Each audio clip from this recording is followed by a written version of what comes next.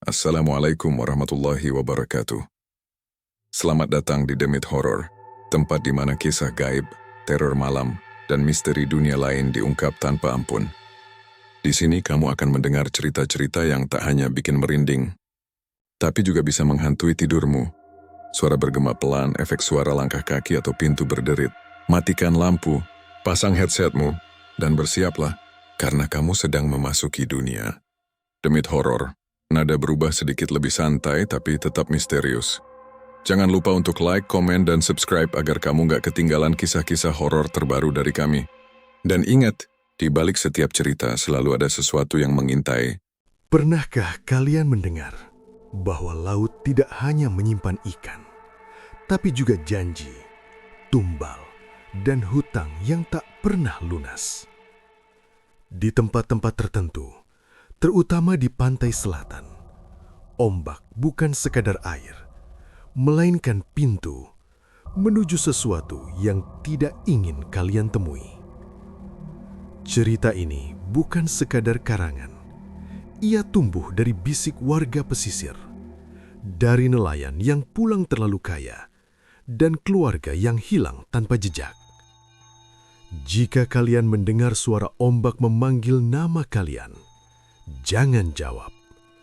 Jika laut tiba-tiba memberi lebih dari yang kalian minta, berhati-hatilah. Karena dalam kisah ini, rezeki bukanlah hadiah. Ia adalah utang. Dan setiap utang pasti akan ditagih. Selamat datang di kisah Pesugihan Nelayan Pantai Selatan. Dengarkan sampai akhir jika kalian berani. Pantai Selatan selalu punya dua wajah. Di siang hari, lautnya terlihat indah, biru dan menenangkan. Tapi saat matahari tenggelam, ombaknya berubah seperti makhluk hidup yang lapar, menggulung, mengaum, dan seolah memanggil siapa saja yang berani mendekat. Di sebuah desa nelayan kecil di pesisir pantai selatan Jawa, hiduplah seorang nelayan bernama Wira. Umurnya baru menginjak kepala 3, tubuhnya kurus, kulitnya gelap terbakar matahari. Setiap hari, hidupnya hanya diisi dengan melaut, menunggu ikan, dan pulang dengan hasil yang seringkali tak cukup untuk makan. Istrinya bernama Sari, perempuan lembut yang setia menunggu di rumah kayu reyot mereka. Mereka punya satu anak laki-laki berusia 7 tahun bernama Bayu. Meski hidup pas-pasan, Sari selalu berusaha tersenyum di depan suami dan anaknya. Namun di dalam hati Wira, ada amarah yang terus tumbuh. Sudah hampir 3 bulan hasil laut menurun. Jaringnya sering kosong. Perahunya bocor di sana-sini. Setiap kali pulang melaut, ia hanya membawa ikan kecil yang bahkan tak cukup untuk dijual di pasar. Suatu sore, Wira pulang dengan wajah muram. Jaringnya hanya berisi 2 ikan kecil. "Cuma segini lagi, Mas," tanya Sari pelan. Wira melempar jaring ke tanah. "Aku ini nelayan, Ri, tapi laut seolah nggak mau ngasih makan keluarga kita." Sari terdiam. Bayu yang sedang bermain pasir berhenti dan menatap ayahnya dengan mata takut. Malam itu, hujan turun deras. Angin laut menerpa rumah mereka hingga dinding kayu berderit. Wira duduk termenung di depan rumah, memandangi laut gelap yang bergelora. Dari kejauhan terdengar suara ombak yang aneh. Bukan sekedar deburan biasa, tapi seperti bisikan panjang. "Wira, Wira." Ia menoleh cepat. Tak ada siapa-siapa. Ia mengusap wajahnya, mengira hanya kelelahan. Namun sejak malam itu, sesuatu mulai berubah. Keesokan harinya, Wira melaut seperti biasa. Namun anehnya, jaring yang ia tarik terasa sangat berat. Saat diangkat, matanya membelalak. Jaringnya penuh. Ikan besar, segar, berkilauan. Belum pernah seumur hidup ia mendapatkan tangkapan sebanyak itu. "Ya Allah," gumamnya. Hari itu Wira pulang dengan senyum lebar. Sari terkejut melihat ikan memenuhi perahu. "Mas, ini dari mana sebanyak ini?" "Laut lagi baik sama kita. Jawab Wira singkat, tapi matanya menyimpan kebingungan. Di pasar, ikan-ikan Wira laku keras. Uang yang ia dapat cukup untuk membeli beras, lauk, bahkan baju baru untuk Bayu. Para nelayan lain mulai memperhatikan. Kok Wira tiap hari pulang selalu bawa ikan banyak, padahal ombak lagi ganas? Bisik-bisik mulai terdengar. Hari demi hari berlalu. Aneh tapi nyata, Wira tak pernah pulang dengan jaring kosong. Bahkan saat nelayan lain tak berani melaut karena cuaca buruk, Wira tetap pergi dan selalu kembali dengan hasil melimpah. Namun bersama keberuntungan itu, datang pula tanda-tanda yang tak wajar. Setiap kali pulang melaut menjelang maghrib, Wira merasa perahunya seperti ditarik arus yang tak terlihat. Pernah sekali, ia melihat bayangan perempuan berbaju hijau berdiri di atas ombak, menatapnya tanpa wajah yang jelas. Ia mengedipkan mata. Bayangan itu menghilang. Sejak saat itu, mimpi buruk mulai menghantuinya. Dalam mimpinya, Wira berdiri di tepi pantai malam hari. Ombak terbelah, dan dari dalam laut muncul sesosok perempuan cantik berambut panjang, matanya tajam dan dingin. Laut sudah memberimu rezeki. Sekarang, laut menunggu balasan. Wira terbangun dengan tubuh basah oleh keringat. Perubahan juga dirasakan oleh Sari. Setiap malam Jumat Kliwon, Wira selalu gelisah. Ia duduk menghadap laut, diam berjam-jam tanpa bicara. Jika dipanggil, ia seperti tak mendengar. "Mas, kamu kenapa?" tanya Sari suatu malam. Wira menoleh perlahan. "Kalau suatu hari aku berubah, kamu harus kuat, Ri." Sari merinding. "Ngomong apaan sih, Mas?" Wira tidak menjawab. Sementara itu, Bayu mulai sering sakit. Demam datang tiba-tiba, lalu sembuh sendiri. Kadang anak itu bicara sendiri, menatap laut dari kejauhan. "Bapak, ada ibu cantik di laut," katanya polos. Darah Sari langsung terasa dingin. Di desa, seorang nelayan tua bernama Mbah Wiryo mulai curiga. Ia sudah puluhan tahun hidup di pesisir itu. "Laut Selatan tidak pernah memberi tanpa meminta," katanya pelan pada nelayan lain. "Kalau rezekinya terlalu mudah, biasanya ada perjanjian." Kata-kata itu sampai ke telinga Sari. Malamnya Sari memberanikan diri bertanya pada Wira, "Mas, kamu melakukan apa di laut?" Wira terdiam lama, wajahnya tegang. "Aku cuma minta jalan supaya kita bisa hidup layak." "Ke siapa kamu minta?" Suara Sari bergetar. Wira menatap laut dari jendela. "Laut Selatan punya penguasa, Ri, dan dia sudah mendengar doaku." Petir menyambar di kejauhan.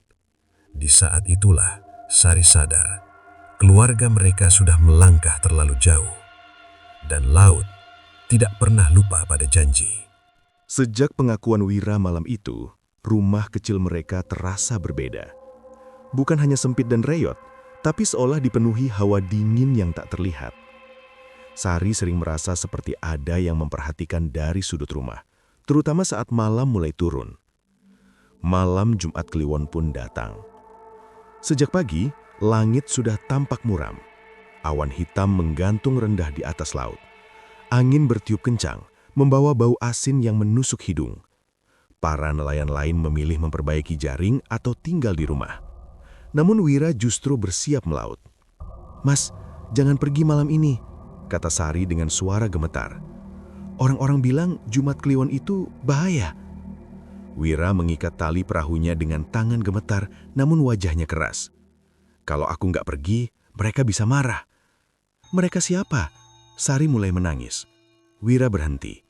Ia menatap istrinya lama lalu berkata pelan, "Penguasa Laut Selatan." Sari terduduk lemas. Bayu yang mendengar dari dalam rumah memeluk kaki ibunya, ketakutan. Tanpa menoleh lagi, Wira mendorong perahunya ke laut. Laut malam itu gelap pekat. Bulan tertutup awan, hanya kilatan petir yang sesekali menerangi ombak besar. Perahu Wira terombang-ambing, namun anehnya tidak pernah terbalik. Ketika jam menunjukkan tengah malam, angin tiba-tiba berhenti. Laut yang tadi bergelora mendadak tenang, seperti permukaan kaca hitam. Perahu Wira berhenti sendiri. Dari kejauhan, terdengar suara gamelan lirih. Nada pelan, lambat, namun jelas bukan berasal dari daratan. Air laut di depan perahu berputar. Perlahan, sosok perempuan muncul dari pusaran itu. Tubuhnya anggun, mengenakan kebaya hijau tua. Rambutnya panjang menyentuh pinggang. Wajahnya cantik, tapi matanya kosong tanpa rasa. Wira berlutut tanpa sadar. "Nyuwun pangapunten, Gusti." Perempuan itu tersenyum tipis. "Kau sudah menikmati rezeki dari lautku. Sekarang saatnya kau menepati janji." Wira menelan ludah. "Janji apa, Gusti?" Perempuan itu mendekat. Air laut tak menyentuh kakinya. Kesetiaan dan tumbal. Jantung Wira berdegup kencang. Tumbal? Apa maksudnya? Perempuan itu mengangkat tangannya. Ombak di sekeliling bergetar. "Setiap keberkahan harus dibayar. 1 nyawa dari darahmu sendiri." Wira gemetar. "Keluarga saya?" Perempuan itu tersenyum lebih lebar. "Bukan sekarang, saat aku memanggil." Air laut kembali berputar. Sosok perempuan itu mendekat hingga wajah mereka hampir bersentuhan. "Mulai malam ini," katanya, "kau milikku. Kau akan selalu mendapat ikan, tapi ingat, jangan pernah menolak saat laut menagih." Sebuah rasa dingin menjalar dari tangan Wira ke seluruh tubuhnya. Ia ingin menjerit, tapi suaranya hilang. Aku sanggupi," ucapnya lirih. Begitu kata itu terucap, laut kembali bergelora. Sosok perempuan itu hilang di telan ombak. Wira terjatuh di perahu, tubuhnya lemas. Di rumah, Sari tak bisa tidur. Bayu menggigil di sampingnya, demam tinggi. Dari luar rumah, suara ombak terdengar semakin dekat, seolah laut merayap ke daratan. Tiba-tiba pintu rumah diketuk pelan. Tok, tok, tok. Sari menahan napas. "Bu Sari," suara perempuan terdengar dari luar, lembut tapi asing. Sari memeluk Bayu. "Siapa?" "Teman suamimu." Lampu minyak tiba-tiba padam. Saat Sari membuka pintu, tak ada siapa-siapa. Namun di depan rumah terdapat jejak kaki basah menuju ke arah laut. Jejak itu kecil, seperti kaki anak-anak. Sari menutup mulutnya agar tak menjerit. Wira pulang menjelang subuh. Wajahnya pucat, matanya cekung. Tanpa bicara, ia duduk di sudut rumah memandangi tangannya sendiri. "Mas, apa yang terjadi?" Sari mendekat. Wira berbisik, suaranya serak. "Mulai malam ini, hidup kita sudah bukan milik kita lagi." Sejak malam itu, hasil tangkapan Wira semakin melimpah. Uang terus mengalir. Rumah mereka mulai diperbaiki. Orang-orang memuji dan iri. Namun setiap Jumat Kliwon, Bayu selalu sakit. Dan setiap kali laut bergelora, Wira mendengar bisikan yang sama. Janji itu belum lunas. Sejak malam Jumat Kliwon itu, kehidupan Wira berubah drastis. Uang mengalir deras, rumah kayu mereka kini setengah permanen. Perahu Wira diganti yang lebih besar, jaringnya baru, bahkan ia mulai mempekerjakan 2 nelayan lain. Di mata orang desa, Wira adalah simbol keberuntungan. Namun di balik semua itu, keluarganya justru hidup dalam ketakutan. Bayu semakin sering sakit. Tubuhnya panas dingin, matanya cekung, dan setiap malam anak itu mengigau sambil menunjuk ke arah laut. "Ibu, lautnya manggil. Ibu cantik itu manggil aku."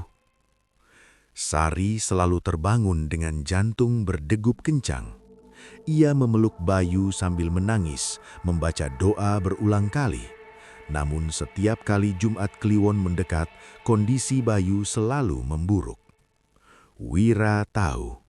Ia tahu betul laut sedang menagih. Suatu sore, Mbah Wiryo datang ke rumah Wira. Wajah nelayan tua itu serius, matanya tajam.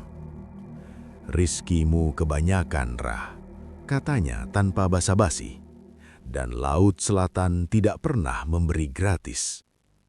Wira menunduk. "Apa yang harus saya lakukan, Mbah?" Mbah Wiryo menghela napas panjang. "Kalau sudah ada perjanjian, yang diminta pasti tumbal." Sari yang mendengar dari dalam rumah langsung keluar.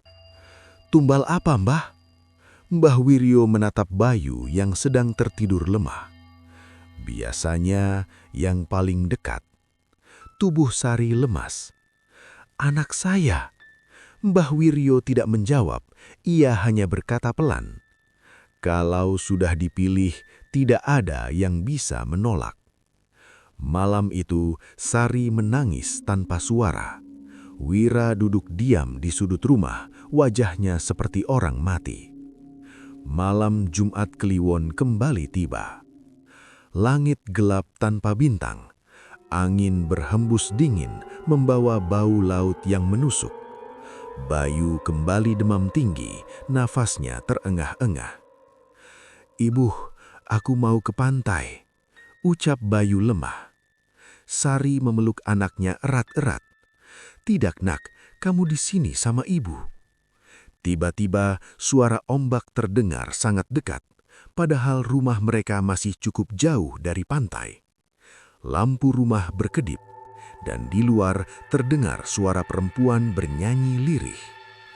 Wira berdiri kaku. Suara itu sama seperti di laut malam perjanjian. "Wira, janji." Pintu rumah terbuka sendiri. Di depan pintu berdiri sosok perempuan berkebaya hijau. Kali ini wajahnya jelas, cantik pucat, dengan senyum yang membuat tulang belakang terasa dingin. "Sudah waktunya," katanya lembut. Sari berteriak histeris, "Jangan ambil anak saya!" Perempuan itu menoleh ke Sari. "Dia milik laut, dari darah yang kau serahkan lewat suamimu." Bayu tiba-tiba bangun, matanya kosong, bibirnya tersenyum tipis. "Ibu, aku nggak takut." Sari menjerit dan memeluk Bayu, tetapi tubuh anak itu terasa ringan, terlalu ringan, seolah jiwanya sudah setengah pergi. Wira jatuh berlutut. "Gusti, tolong, ambil aku saja." Perempuan itu menggeleng perlahan. "Bukan kamu, belum." Ia mengulurkan tangan ke arah Bayu. Ombak di kejauhan mengaum seolah menyambut. Dalam sekejap, tubuh Bayu terlepas dari pelukan Sari. Angin kencang berputar di dalam rumah. Lampu padam. Saat cahaya kembali, Bayu sudah tidak ada. Keesokan harinya, desa gempar. Mayat Bayu ditemukan di tepi pantai. Tubuhnya utuh, tanpa luka sedikit pun. Namun wajahnya tampak pucat seperti orang yang sudah lama tenggelam. Sari menjerit histeris saat melihatnya. Ia pingsan di pasir. Wira hanya berdiri mematung, matanya kosong. Ia tahu, ini baru permulaan. Anehnya, setelah kematian Bayu, hasil tangkapan Wira justru semakin berlipat ganda. Ikan besar-besar datang seolah sengaja mendekati perahunya. Namun setiap malam, Wira selalu bermimpi hal yang sama. Bayu berdiri di tengah laut, tangannya terulur. "Bapak, aku dingin." Wira berteriak sambil terbangun. Sejak hari itu, Sari berubah. Ia menjadi pendiam, tatapannya kosong. Ia sering duduk menghadap laut sambil membawa baju Bayu.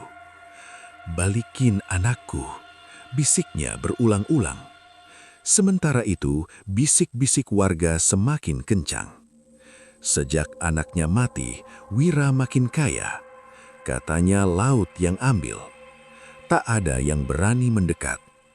Dan di suatu malam, saat Wira pulang melaut, suara itu kembali terdengar di telinganya. "Tumbal pertama sudah diterima, tapi perjanjian belum selesai." Wira gemetar. Ia sadar, laut tidak pernah puas hanya dengan satu nyawa.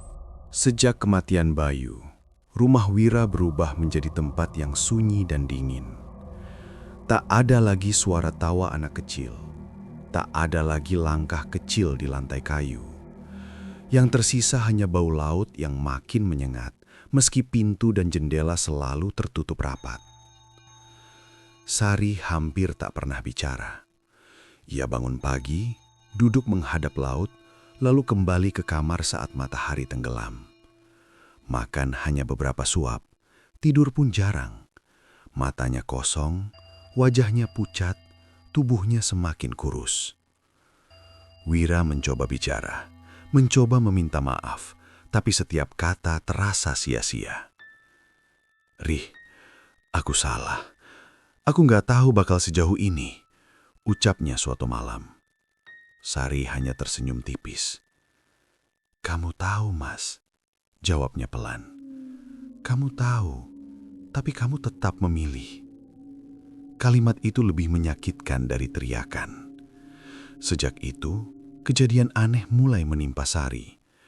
Setiap menjelang maghrib, ia sering berdiri tanpa sadar dan berjalan ke arah pantai. Wira beberapa kali menemukan istrinya sudah berdiri di pasir, menatap laut dengan wajah tenang. "Rih, kamu mau kemana?" teriak Wira sambil menarik tangannya. Sari menoleh perlahan. "Ada yang manggil aku, Mas." "Manggil siapa?" "Bayu. Dan ibu cantik itu." Wira gemetar. Ia teringat kata-kata sosok berkebaya hijau itu. "Bukan kamu." "Belum." Kini ia paham. Yang dipilih selanjutnya adalah Sari. Desa mulai resah. Beberapa nelayan mengaku melihat Sari berjalan sendirian ke pantai tengah malam. Ada juga yang melihatnya duduk di batu karang sambil berbicara sendiri. "Seperti orang kesurupan," kata mereka. Mbah Wiryo kembali datang. "Kau harus menghentikan ini, Ra," katanya tegas. "Kalau tidak, istrimu akan diambil laut." "Apa yang harus aku lakukan, Mbah?" Suara Wira putus asa. Mbah Wiryo menatap laut lama. "Putuskan perjanjian." "Bagaimana caranya?" "Dengan melawan, tapi resikonya kau bisa kehilangan segalanya." Wira terdiam. Ia tahu melawan berarti kemiskinan, mungkin kematian. Namun diam berarti kehilangan istri, satu-satunya yang tersisa. Malam Jumat Kliwon kembali datang. Langit merah kehitaman, angin bertiup panas, ombak mengaum lebih keras dari biasanya. Sari tiba-tiba bangun dari tidurnya. Matanya terbuka lebar, tatapannya kosong. "Sudah waktunya," katanya pelan. Ia bangkit dan berjalan keluar rumah. Wira terbangun dan langsung mengejar. "Rih, jangan!" Namun langkah Sari semakin cepat. Kakinya seperti dituntun sesuatu. Di tepi pantai, ombak terbelah. Air laut naik seperti dinding raksasa. Dari dalamnya, sosok perempuan berkebaya hijau kembali muncul. "Kau sudah menunggu lama," kata sosok itu pada Sari. Sari tersenyum. "Aku capek. Aku mau ikut Bayu." Wira berlutut di pasir. "Gusti, tolong, aku mohon, jangan ambil dia." Perempuan itu menatap Wira dengan dingin. "Kau yang menyerahkan keluargamu, sekarang kau menyesal?" Air laut berputar mengelilingi Sari. Rambutnya terangkat tertiup angin yang tak wajar. Mbah Wiryo yang diam-diam mengikuti tiba-tiba melangkah maju sambil membawa kembang dan sesajen. "Perjanjian ini harus dihentikan," teriaknya. Ia melempar kembang ke laut. Ombak mengaum marah. Sosok berkebaya hijau menjerit marah. "Berani kau melawan?" Tanah bergetar, laut bergolak. Dalam kekacauan itu, Wira berlari memeluk Sari. "Maafin aku, Rih. Jangan pergi." Untuk sesaat, mata Sari kembali sadar. Air mata mengalir di pipinya. "Mas, aku dingin." Ombak besar menghantam pantai. Saat air surut, Sari terletak tanpa nyawa di pasir. Tubuhnya utuh, tapi dingin seperti es. Sosok berkebaya hijau menghilang, bersama debur ombak yang memudar. Pagi harinya, desa kembali berduka. Sari dimakamkan di samping Bayu. Wira berdiri sendirian di bawah hujan gerimis. Tak ada yang mendekat, tak ada yang menghibur. Sejak malam itu, laut kembali tenang. Namun bersamaan dengan itu, rezeki Wira mulai menghilang. Jaringnya kosong, perahunya bocor, uang menipis. Para nelayan yang dulu iri kini menjauh. Di malam sepi, Wira sering duduk di pantai menatap laut dengan mata kosong. Dan suatu malam, ia mendengar bisikan yang membuat darahnya membeku. Kau mencoba melawan, sekarang giliranmu. Sejak kematian Sari, Wira hidup seperti bayangan. Ia masih bernapas, masih berjalan, tapi jiwanya seolah sudah tertinggal di pantai malam itu. Rumah yang dulu terasa hangat kini kosong dan dingin. Piring berdebu, kasur tak terurus. Di sudut kamar masih tergantung baju Sari, berbau laut dan tanah basah. Wira tak lagi melaut selama beberapa hari, bukan karena takut ombak, tapi karena ia tak sanggup menatap laut. Namun, laut tidak pernah berhenti menatapnya. Suatu malam, Wira terbangun oleh suara air menetes di lantai rumahnya. Tik, tik, tik. Ia duduk perlahan. Lantai kayu di depannya basah. Air asin merembas dari celah-celah papan, seolah laut sedang merangkak masuk ke rumah. Tidak, tidak, gumam Wira panik. Tiba-tiba, suara langkah kaki terdengar dari luar. Berat, pelan, teratur. Pintu rumah terbuka sendiri. Angin laut masuk membawa bau amis yang menusuk. Di ambang pintu, berdiri sosok perempuan berkebaya hijau. Wajahnya kini tak lagi cantik. Matanya hitam pekat. Rambutnya basah menempel di wajah pucatnya.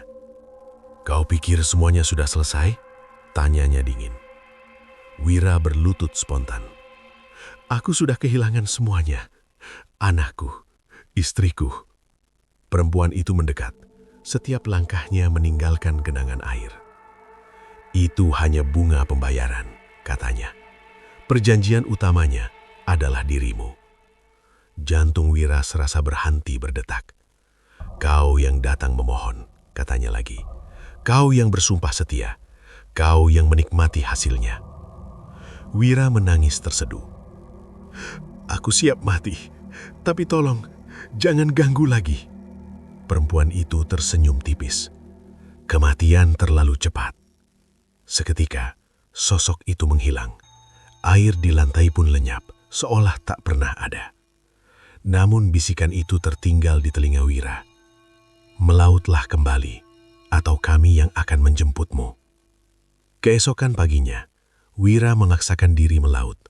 Perahunya tua, jaringnya robek. Langit cerah, tapi laut terasa asing. Tak ada satupun ikan mendekat. Jaringnya kosong berulang kali. Menjelang maghrib, angin tiba-tiba berubah dingin. Ombak mulai meninggi. Di kejauhan, Wira melihat sesuatu mengapung di air. Saat mendekat, darahnya membeku.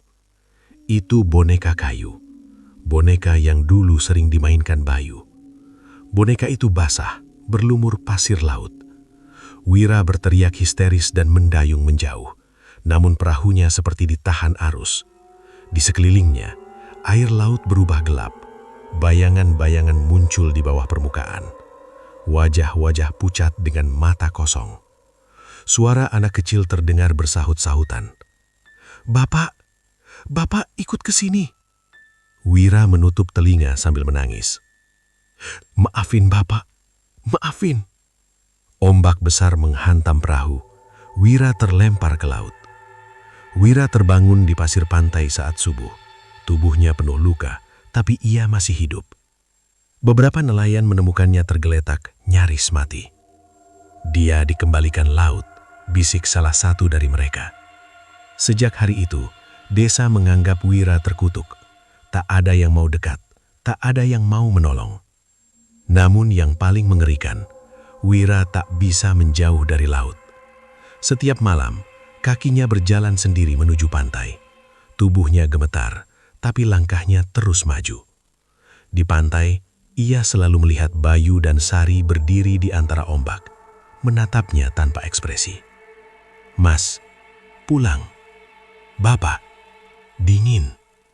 Wira berteriak, berlari, tapi selalu kembali ke titik yang sama. Mbah Wiryo datang untuk terakhir kalinya. "Laut sudah mengikat jiwamu," katanya lirih. "Kau hidup, tapi bukan manusia sepenuhnya." "Masih ada jalan?" tanya Wira dengan mata kosong. Mbah Wiryo menggeleng. "Hanya satu, lunasi perjanjian." "Bagaimana?" "Dengan menyerahkan dirimu sepenuhnya, tapi bukan mati biasa." Wira menatap laut yang bergelora. Ia tahu waktu hampir habis. Malam Jumat Kliwon berikutnya, laut mengamuk hebat. Angin meraung, ombak setinggi rumah menghantam pantai. Wira berdiri sendirian di tepi laut. Sosok berkebaya hijau muncul untuk terakhir kalinya. "Sudah siap?" tanyanya. Wira mengangguk pelan. "Ambil aku." Perempuan itu tersenyum puas. "Tapi ingat, penderitaanmu belum selesai." Laut membuka dirinya, dan Wira melangkah masuk, tanpa teriak, tanpa perlawanan. Keesokan paginya, perahu Wira ditemukan hancur di karang, namun jasad Wira tidak pernah ditemukan. Sejak saat itu, nelayan sering melihat sosok laki-laki berdiri di tengah ombak saat badai datang. Kulitnya gelap, matanya kosong, menatap ke arah desa. Orang-orang percaya, Wira kini menjadi penjaga laut, terikat selamanya oleh janji yang ia ucapkan sendiri. Namun, bisikan itu belum berakhir. Karena laut masih belum puas. Sejak malam Jumat Kliwon ketika Wira menghilang, pantai selatan tak pernah sama lagi. Ombak menjadi lebih ganas. Angin sering berubah tiba-tiba.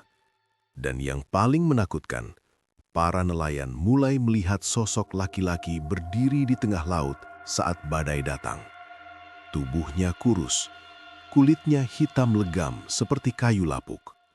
Matanya kosong, menatap ke arah daratan. "Mirip Wira. Itu Wira." Bisik-bisik itu menyebar cepat. Tak lama kemudian, kejadian aneh mulai menimpa desa. Nelayan pertama yang merasakannya bernama Joko. Ia nelayan muda, berani, dan sering mengejek cerita-cerita mistis. Suatu malam saat melaut sendirian, ombak mendadak tenang. Di tengah laut, Joko melihat perahu tua tanpa lampu. Di atasnya berdiri seorang pria membelakanginya. "Hei!" teriak Joko. "Siapa di situ?" Pria itu menoleh perlahan. Wajahnya, wajah Wira. Namun matanya hitam pekat tanpa putih sama sekali. "Laut murah hati," kata Wira dengan suara berat, bukan seperti manusia. "Kalau kau mau, aku bisa menunjukkan jalannya." Joko gemetar. "Jalan apa?" "Rezeki," jawabnya singkat. Sekejap kemudian, ombak besar menghantam perahu Joko. Saat ia sadar, ia sudah terdampar di pantai. Sejak malam itu, hasil tangkapan Joko selalu melimpah, bahkan melebihi Wira dulu. Tapi Joko mulai berubah. Joko sering melamun menatap laut. Ia tak pernah lagi berdoa sebelum melaut. Setiap malam Jumat, ia menghilang hingga subuh. Istrinya mengadu ke warga, namun tak ada yang berani menegur. Sementara itu, beberapa nelayan lain mulai mengalami hal serupa. Mereka mengaku bertemu penjaga laut yang menawarkan jalan cepat menuju rezeki. Tak ada paksaan, hanya bisikan lembut di tengah ombak. "Kau hanya perlu percaya. Kau hanya perlu setia." Mbah Wiryo tahu, kutukan Wira menular. Ia mengumpulkan warga. "Penjaga laut itu bukan dewa," katanya tegas. Itu manusia yang dikutuk. Kalau kalian mengikuti jalannya, kalian akan bernasib sama. Namun kata-katanya kalah oleh kemiskinan. Satu persatu nelayan mulai dibantu laut, dan satu persatu pula keluarga mereka mulai hancur. Ada anak yang tiba-tiba sakit tanpa sebab. Ada istri yang sering berjalan ke pantai tengah malam. Ada bayi yang menangis sambil menatap laut, seolah melihat sesuatu. Di malam paling gelap, seorang anak kecil berlari pulang ke desa sambil menangis. "Ada Om di laut. Om itu manggil bapakku." Anak itu adalah anak Joko. Warga berlari ke pantai. Di kejauhan, terlihat perahu Joko terombang-ambing. Di sampingnya berdiri dua sosok. Satu, perempuan berkebaya hijau. Satu lagi, Wira. Wira menoleh ke arah daratan. Untuk sesaat, wajahnya terlihat penuh penderitaan. Namun kemudian, ia tersenyum tipis. "Maafkan aku," bisiknya. Hampir tak terdengar. Ombak besar menghantam. Perahu Joko hilang di telan laut.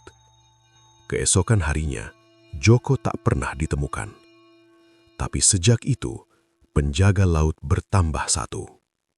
Warga mulai ketakutan. Pantai selatan berubah menjadi tempat terlarang. Tak ada yang berani melaut malam hari. Anak-anak dilarang mendekat pantai. Namun bisikan itu tetap datang. Lewat mimpi, lewat suara ombak, lewat bayangan di balik kabut. Laut tidak pernah kekurangan rezeki. Yang kurang hanya keberanianmu. Dan di antara ombak malam, sosok Wira masih berdiri. Bukan lagi sebagai korban, melainkan penggoda. Namun di dalam hatinya, masih tersisa sedikit kesadaran manusia. Kesadaran yang tahu, jika kutukan ini tak dihentikan, desa itu akan tenggelam bersama lautnya. Desa nelayan itu akhirnya mencapai batasnya. Setelah Joko menghilang, tak ada lagi yang bisa menyangkal. Kutukan pantai selatan nyata. Dan sosok Wira bukan lagi sekadar arwah gentayangan, melainkan penjaga laut yang menggoda manusia satu persatu. Setiap malam, warga mendengar suara ombak bercampur bisikan. Nama-nama disebut pelan. Siapa yang paling putus asa, dialah yang paling cepat mendengar panggilan. Mbah Wiryo tahu, kalau dibiarkan, desa itu akan habis. Di sebuah malam sunyi, Mbah Wiryo mengumpulkan beberapa orang yang masih berani melawan. Kepala desa, seorang dukun tua dari desa seberang bernama Ki Sabrang, dan beberapa nelayan yang kehilangan keluarga. "Kita harus memutus ikatan antara manusia dan laut," kata Ki Sabrang dengan suara berat. "Tapi caranya terlarang." "Apapun caranya," jawab kepala desa, "selama desa ini selamat." Ki Sabrang menatap ke arah pantai. Ritual ini harus dilakukan di tempat perjanjian pertama, tengah malam Jumat Kliwon. Semua terdiam. Malam yang ditentukan tiba. Langit hitam tanpa bulan, angin panas bercampur bau amis laut. Ombak mengamuk seolah tahu akan ada yang menantangnya. Di tepi pantai, mereka menyiapkan sesaji, kembang 7 rupa, kain putih, darah ayam cemani, dan sebuah perahu kecil dari kayu. "Ini perahu simbol jiwa yang terikat," jelas Ki Sabrang. "Kita akan kembalikan ke laut, tapi dengan ikatan diputus." Saat jam mendekati tengah malam, suara gamelan gaib mulai terdengar dari arah laut. Air bergolak. Sosok perempuan berkebaya hijau muncul, berdiri di atas ombak. Di sampingnya berdiri Wira. Wajahnya pucat, matanya hitam, tapi di balik tatapan kosong itu tampak sisa kesedihan yang dalam. "Berani sekali kalian," suara perempuan itu menggema, "mengganggu milikku." Ki Sabrang maju. "Yang kau ikat adalah manusia, lepaskan mereka." Perempuan itu tertawa pelan. Mereka datang sendiri. Ritual dimulai. Ki Sabrang membaca mantra kuno, angin berputar kencang, pasir beterbangan, api obor berkedip liar. Wira menjerit, "Pergilah," teriaknya pada warga. "Dia tidak akan melepaskan kalian." Namun saat Wira berteriak, wajahnya berubah kesakitan, seolah dua kekuatan menarik jiwanya berlawanan arah. Perempuan berkebaya hijau menatap Wira tajam. "Kau lupa siapa yang memberimu rezeki?" Wira berlutut, "Aku salah, aku menyesal." Itu pertama kalinya Wira menunjukkan penyesalan sejak menjadi penjaga laut. Tiba-tiba ombak besar menghantam pantai. Beberapa orang terlempar, sesaji berantakan. Perempuan itu mengamuk. "Kalau kalian ingin memutus ikatan," katanya dingin, "harus ada pengganti." Semua terdiam. Ki Sabrang menutup mata. "Pengganti apa?" "Penjaga," jawabnya singkat. Semua mata tertuju pada Wira. Wira menggeleng panik. "Tidak, aku sudah terikat." Perempuan itu tersenyum. "Bukan dia." Semua orang menoleh. Kepala desa maju perlahan. "Aku siap," katanya, "demi desa." Namun Ki Sabrang menahan. "Tidak, bukan kamu." Lalu Ki Sabrang menatap laut, menatap Wira. "Ada satu jalan," katanya lirih. "Penjaga harus memilih untuk hancur, bukan digantikan." Wira menatap Ki Sabrang. "Apa maksudmu?" "Kau harus melawan ikatanmu sendiri, mengorbankan sisa jiwamu." Wira terdiam lama. Lalu ia menoleh ke arah laut, ke arah perempuan berkebaya hijau. "Kalau aku hancur?" tanya Wira pelan. "Apakah mereka bebas?" Perempuan itu tak menjawab. Namun diamnya adalah jawaban. Wira berdiri. Tubuhnya bergetar hebat. Ia menatap laut dengan tatapan penuh luka. "Aku menolak menjadi milikmu," teriaknya. "Aku menolak perjanjian ini." Laut mengaum. Tubuh Wira mulai retak seperti tanah kering. Cahaya gelap keluar dari sela-selanya. Jeritan panjang terdengar. Bukan hanya dari Wira, tapi dari laut itu sendiri. Perempuan berkebaya hijau menjerit marah. "Kau tidak bisa pergi." Wira tersenyum untuk pertama kalinya sejak lama. "Setidaknya, aku bisa menebus." Dengan satu teriakan terakhir, tubuh Wira hancur menjadi kabut hitam yang terseret angin laut. Ombak tiba-tiba berhenti. Sunyi. Pagi datang dengan laut yang tenang. Tak ada lagi sosok di tengah ombak, tak ada lagi bisikan. Para nelayan melaut dan kembali dengan hasil biasa. Tidak berlebihan, tidak aneh. Desa perlahan pulih. Namun Ki Sabrang menatap laut dengan wajah muram. "Belum selesai," katanya pelan. "Kutukan ini tidak bisa benar-benar hilang." "Kenapa?" "Karena laut," jawabnya, "tidak pernah lupa." Pagi setelah ritual itu, pantai terlihat damai. Langit cerah, ombak berayun pelan, burung-burung kembali terbang rendah di atas laut. Seolah tak pernah ada jeritan, perjanjian, atau nyawa yang direnggut di tempat itu. Desa nelayan perlahan hidup kembali. Perahu-perahu kembali melaut, ikan kembali ditangkap, secukupnya. Tak ada lagi hasil berlimpah yang mencurigakan. Namun ketenangan itu terasa palsu. Seperti senyum laut yang terlalu tenang untuk dipercaya. Bulan-bulan berlalu. Desa membangun ulang kepercayaan. Anak-anak kembali bermain di pasir, meski dilarang mendekati laut saat senja. Para nelayan kini selalu melaut bersama. Tak ada lagi yang berani pergi sendirian. Nama Wira jarang disebut. Jikapun disebut, hanya sebagai peringatan. Jangan serakah. Jangan minta lebih dari yang kau butuhkan. Mbah Wiryo meninggal dunia tak lama kemudian. Sebelum menghembuskan napas terakhir, ia berpesan, "Kalau laut terlalu baik, bersiaplah membayar." Suatu malam, seorang nelayan muda bernama Randy duduk sendirian di pantai. Ia baru saja kehilangan pekerjaan. Istrinya hamil, uang menipis. Ia menatap laut lama sekali. "Apa salahnya berharap?" gumamnya. Ombak kecil menyentuh kakinya, dingin tapi menenangkan. Tiba-tiba terdengar suara pelan dari arah laut.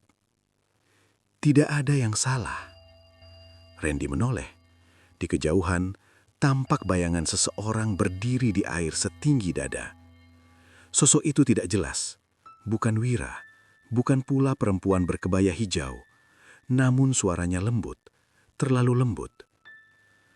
"Laut selalu menyimpan jalan," kata suara itu. Tinggal seberapa besar kau mau membayar. Randy berdiri, jantungnya berdebar. Apa yang harus aku lakukan? Tanyanya lirih. Ombak berdesir pelan. Bayangan itu menghilang. Keesokan harinya, Randy pulang dengan hasil tangkapan yang tak masuk akal. Ikan besar, banyak. Warga mulai berbisik. Kisabrang yang masih tinggal di desa seberang merasakan sesuatu. Pengikatnya sudah hancur, katanya pelan. Tapi hutangnya belum lunas. Ia menatap laut dari kejauhan. Lanjutnya, laut tidak butuh penjaga tunggal. Dia hanya butuh manusia yang mau membuka pintu. Malam Jumat Kliwon datang kembali. Pantai sepi, angin berputar pelan, laut berkilau gelap. Di antara ombak, sesaat terlihat bayangan anak kecil berdiri, memegang boneka kayu basah. Di belakangnya, bayangan perempuan berkebaya hijau tersenyum samar. Dan lebih jauh, bayangan seorang pria berdiri menunduk. Wajahnya tak lagi jelas. Mereka tidak menyerang, tidak memanggil keras. Mereka hanya menunggu. Karena laut tidak pernah memaksa, laut hanya menawarkan. Dan manusia selalu punya keinginan. Sejak saat itu, setiap kali ada nelayan yang tiba-tiba sukses, warga hanya saling berpandangan tanpa berani bertanya. Mereka tahu, kutukan itu tidak pernah benar-benar pergi. Ia hanya tidur, menunggu manusia berikutnya yang cukup putus asa untuk kembali berjanji.